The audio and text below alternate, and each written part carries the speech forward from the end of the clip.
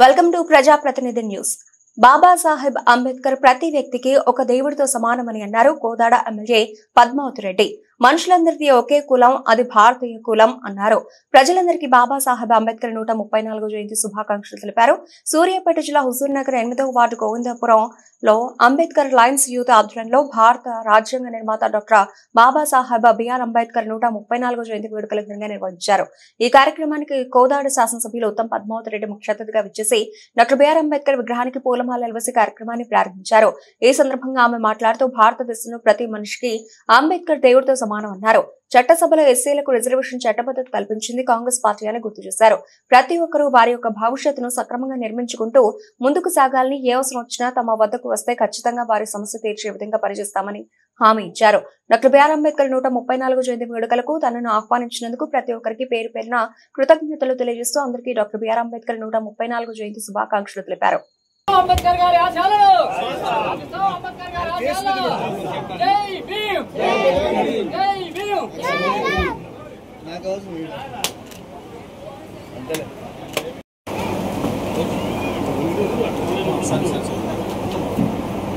మీకు జగదగ ఆల్రైట్ అందరూ చూడండి.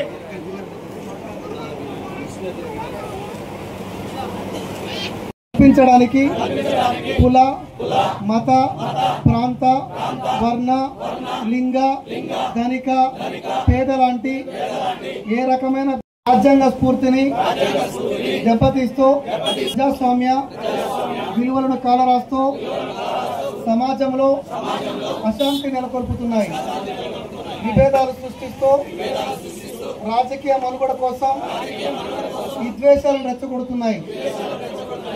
యూత్ గ్రూప్ అందరికీ కూడా నా ప్రత్యేక ధన్యవాదాలు.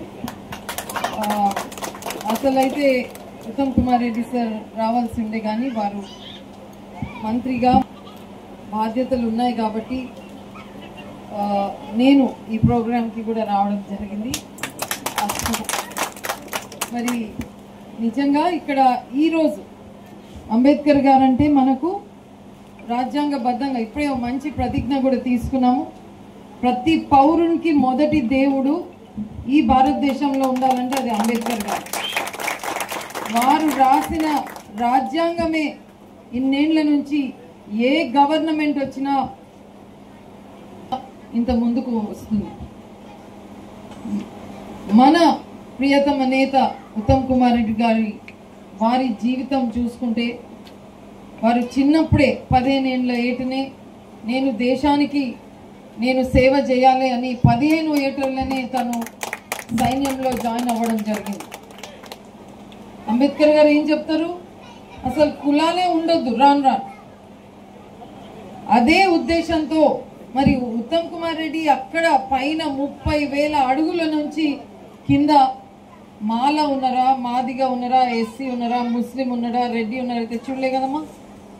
దేశంలో ఏ పౌరుడు ఉన్నా సరే, ఏ కులానికి చెందినా సరే, ఏ రాష్ట్రానికి చెందినా సరే, ఏ మాతృభాష ఉన్నా సరే, వారు ఏ దైవాన్ని కొలిసినా సరే పౌరుడు మన దేశ పౌరుడు కాబట్టి వారిని కాపాడాలి అనే ఒక ఉద్దేశంతో మరి అంబేద్కర్ గారి ఆశయాలను దృష్టిలో పెట్టుకొని వారు ఆ రోజు 15 ఏళ్లకే సైన్యంలో జాయిన్ అవ్వడం జరిగింది.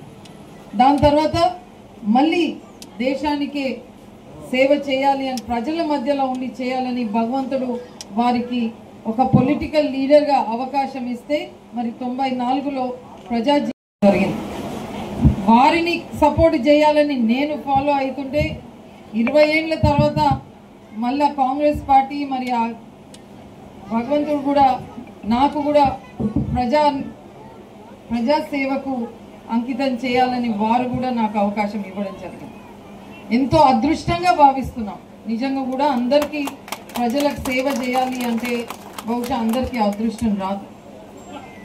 మరీ ముఖ్యంగా ఈసారి మన కాంగ్రెస్ ప్రభుత్వం వచ్చినాక రాగానే సరే ఆర్థికంగా ఎంత ఇబ్బంది ఉన్నా గత ప్రభుత్వాలు మొత్తం ఖజానా ఖాళీ చేయడమే కాదు, దాదాపు 7 లక్షల కోట్ల అప్పు పెట్టిపోయినా సరే రాగానే మన ముఖ్యమంత్రి గారు కానీ, మన ఫైనాన్స్ మినిస్టర్ భట్టి గారు కానీ, మన ప్రియతమ మంత్రి గారు ఉత్తమ్ కుమార్ రెడ్డి గారే కానీ, మన జిల్లా మంత్రి గారు తుమ్మల గారే కానీ, అటు దామోదర్ రాజనరసింహ గారే కానీ, కొండ సురేఖక్క కానీ, సీతక్క కానీ, వెంకటరెడ్డి గారు కానీ, శ్రీధర్ బాబు గారు కానీ, వరుసగా అందరూ మంత్రివర్గాల్లో ఒక్కొక్కరు ఎంతో సమర్థవంతులు.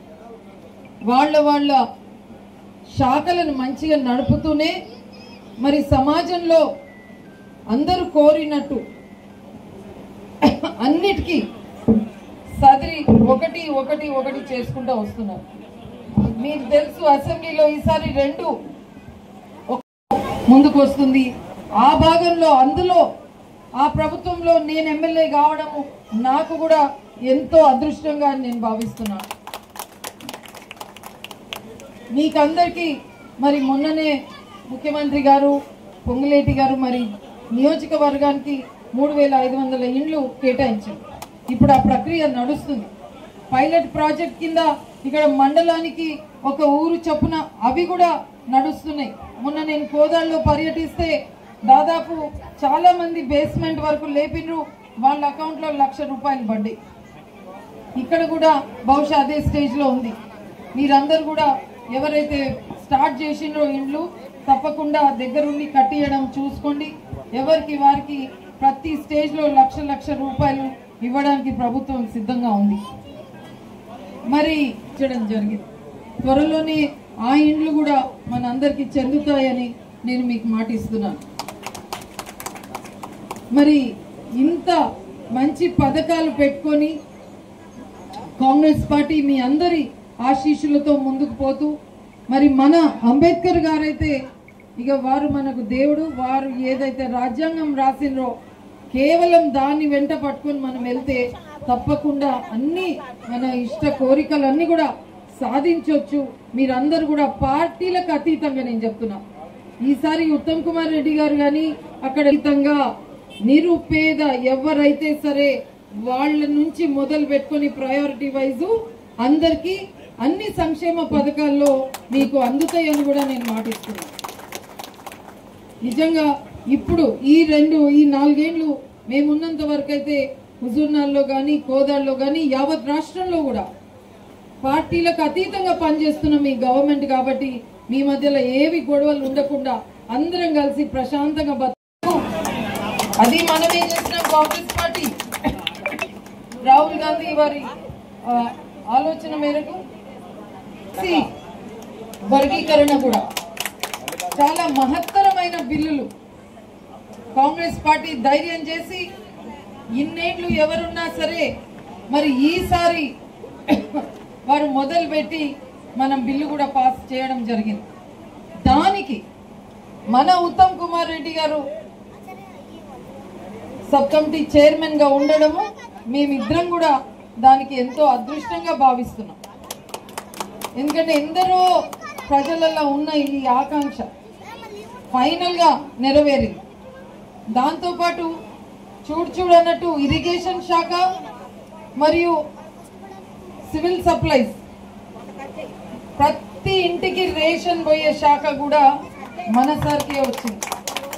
మొన్న మీరందరూ వచ్చి ఎంతో ప్రేమతో పిలవగానే ఉగాది అని కూడా చూడకుండా పెద్ద సంఖ్యలో వచ్చినందుకు ఈ సందర్భంగా మీరు కలిసినందుకు మీ అందరికీ నేను మొదటిగా ఒకసారి చేతులెత్తి ధన్యవాదాలు తెలియజేయాలి. చాలా సక్సెస్ చేశారు మీరు ఆ మీటింగ్. హుజూర్నగర్లోనే పెట్టి యావత్ రాష్ట్రంలో ప్రతి పేదవాని కడుపు చల్లగా వారు అన్నం వండుకొని భోంచేసి ఉండాలి, సుఖంగా ఉండాలనే ఏకైక ఉద్దేశంతో మన కాంగ్రెస్ పార్టీ ఈ పథకం కూడా మొదలుపెట్టింది. అది కూడా మన ముఖ్యమంత్రి గారి ఆలోచన మేరకు మన ఉత్తమ్ కుమార్ రెడ్డి గారి చేతుల మీదుగా ఉన్నందుకు నాకు ఎంతో అదృష్టంగా మేము భావిస్తున్నాం. మరి గత ప్రభుత్వం 10 ఏళ్లుగా ఉండి మన పిల్లలు పుట్టినా సరే ఈ పిల్లల పేర్లు ఎవరి పేర్లు రేషన్ కార్డులు ఇప్పటి వరకు ఎక్కలే. మనిషికి ఏం కావాలి? ఉండనీకి ఒక ఇల్లు, తినడానికి పుట్టెడు బియ్యము, మంచి రకము అన్నము. మరి మన పిల్లలు పుట్టినట్టు వాళ్ళ పేరు